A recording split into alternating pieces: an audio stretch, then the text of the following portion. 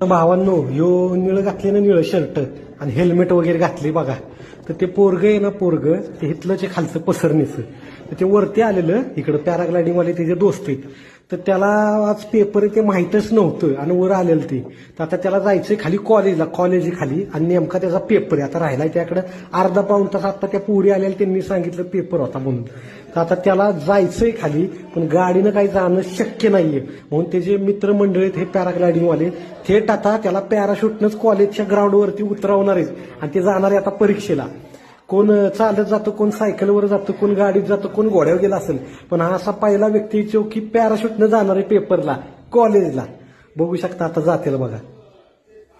Pen बिन घेतलेत का बाबा? आता चालला बघू शकता खाली. खाली कॉलेजच्या ग्राउंडवरच त्याला उतरवणार आहे तिकडच्या साईडला. आणि जे हे आपले पायलट आहेत त्यांना खाली गाडी जाणार आहे. कारण का जर घाटाने गेला असता तर अर्धा पाऊण तास, कारण का भरपूर ट्रॅफिक असतं, अर्धा पाऊण तास लागला असता. म्हणून त्याला पॅराशूटनं खाली सोडणार आहेत खाली तिकडच्या साईडला. आणि जे ग्लायडर जे चालवतात, जे पायलट आहेत, त्यांना टू व्हीलर पाठवणार आहेत आणण्यासाठी. तर बघू शकता हा असा पहिला एकमेव व्यक्ती आहे जो की कॉलेजला चाललाय थेट कशानं, पॅराशूटनं. कसं आहे, खतरनाकचे दणक्याचे नादचे खोळा. नादच केला त्या पोराने, गेला लय लांब. फक्त 5 ते 10 मिनिटातच पोचली बघा, पोचली पण खाली.